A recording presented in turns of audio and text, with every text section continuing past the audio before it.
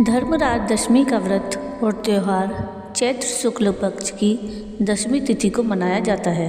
धर्मराज को यमराज भी कहते हैं। यमराज को पितृपति और दंडधर भी कहते हैं। सबसे पहले युधिष्ठिर ने अपने खोए हुए भाइयों को पाने के लिए यक्ष की कृपा से धर्मराज दशमी का यह व्रत रखा था। इस व्रत के संबंध में भगवान श्री कृष्ण ने युधिष्ठिर को बताया था। यदि किसी का यात्रा पर गया पति किसी कारणवश लौट नहीं पा रहा है तो पत्नी को यह व्रत रखना चाहिए। बैकुंठ में जाने की इच्छा से भी यह व्रत रखा जाता है। इस व्रत को रखने से सभी तरह की मनोकामनाएं पूर्ण होती हैं। धर्मराज दशमी का व्रत कन्याएं रखती हैं तो उन्हें सुयोग्य वर की प्राप्ति होती है। मान्यता अनुसार यह व्रत अगर रोगी रखता है तो उसका रोग दूर होता है। पुत्र की कामना, अच्छी खेती, अच्छे राजकार्य के लिए भी धर्मराज दशमी का व्रत रखा जाता है। तो आइए सुनते हैं धर्मराज दशमी की व्रत कथा। राधे राधे। वृद्धाम चैनल में आप सबका स्वागत है। तो आज हम धर्मराज दशमी की व्रत कथा और धर्मराज दशमी के महत्व के बारे में जानेंगे। पुराणों में धर्मराज की कई कथाएं प्रचलित हैं। आज जो मैं आपको कथा सुनाने जा रही हूँ, ये कथा भगवान श्री कृष्ण ने युधिष्ठिर को सुनाई थी। एक बार गहन वन से त्रिशाट पांडव गुजर रहे थे। पानी की तलाश में वे इधर उधर घूम ही रहे थे कि अकस्मात उन्हें एक सरोवर दिखाई दिया। भीम, अर्जुन, नकुल और सहदेव जल पीने के पूर्व ही मृत्यु का ग्रास बन गए। कारण यह था कि एक यक्ष ने उनसे प्रश्न किए थे, किंतु उन्होंने उस ओर ध्यान नहीं दिया और बिना जवाब दिए ही पानी पीने लगे, जिससे वे यक्ष का कोपभाजन बने और उन्हें मृत्यु प्राप्त हुई। इतने में युधिष्ठिर आए और पानी पीने की कोशिश करने लगे। उनसे भी यक्ष ने प्रश्न किए, जिनके युधिष्ठिर ने समुचित उत्तर दे दिए। तब यक्ष ने प्रसन्न होकर कहा कि तुम जल पीने के अधिकारी हो। मेरी इच्छा है कि तुम्हारे चारों भ्राताओं में से किसी एक को जीवन दान दो। बोलो, मैं किसे पुनर्जीवित करूं? प्रश्न बड़ा ही विचित्र था और साथ ही कठिन भी, क्योंकि युधिष्ठिर को चारों भाई एक समान प्रिय थे। तथापि एक क्षण सोचे बिना भी वे बोले, यक्ष श्रेष्ठ, आप नकुल को ही जीवन दान दें। यक्ष हंस पड़ा और बोला, धर्मराज, कौरवों से युद्ध में भीम की गदा और अर्जुन का गांडीव बड़ा ही उपयोगी सिद्ध होगा।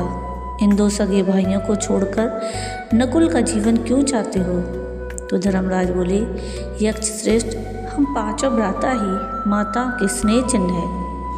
माता कुंती के पुत्रों में से मैं शेष हूँ, किंतु माद्री माँ के तो दोनों ही पुत्र मर चुके हैं।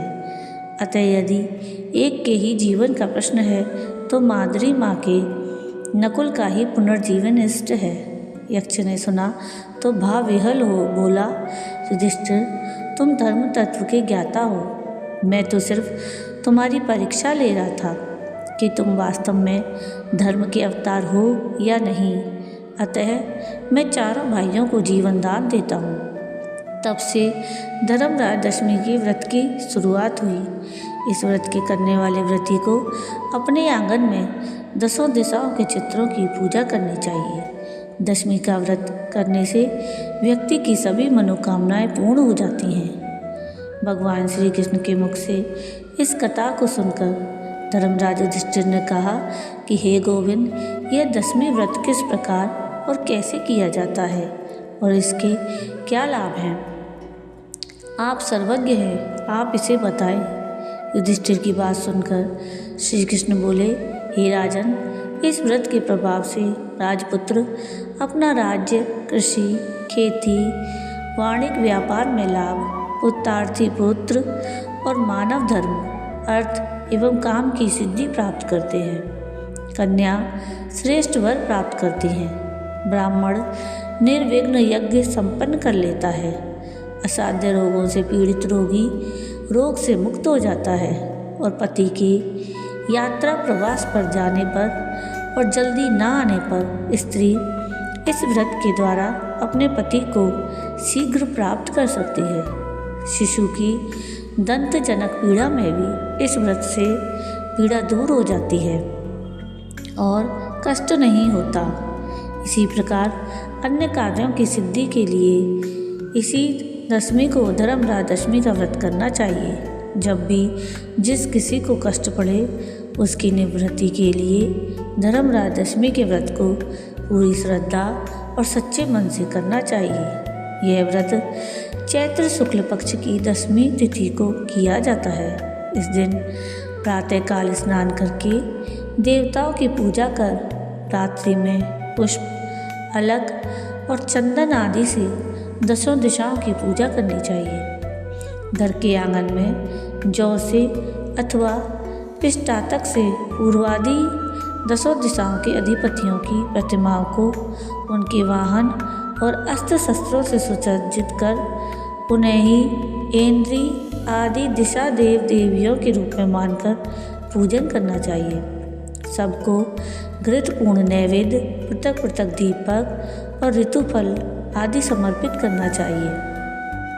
इस प्रकार विधिवत पूजा कर ब्राह्मण को दक्षिणा प्रदान कर प्रसाद ग्रहण करना चाहिए। अनंतर बंधु बांधवों और मित्रों के साथ प्रसन्न मन से भोजन करना चाहिए। जो इस दशमी व्रत को यानी धर्मराज दशमी के व्रत को श्रद्धापूर्वक करता है उसके सभी मनोरथ पूर्ण हो जाते हैं। तो ये थी धर्मराज दशमी की व्रत कथा और धर्मराज दशमी के व्रत का महत्व और यह व्रत कैसे किया जाता है उसकी विधि। आपको मेरा ये वीडियो कैसा लगा मुझे कमेंट करके ज़रूर बताइएगा। और अगर आपको मेरा ये वीडियो पसंद आया हो तो प्लीज़ इसको लाइक से ज़रूर कीजिएगा और प्लीज़ मेरे चैनल को सब्सक्राइब कीजिएगा और कमेंट में राधे राधे ज़रूर लिखिएगा। वीडियो पूरा देखने के लिए थैंक यू। राधे राधे।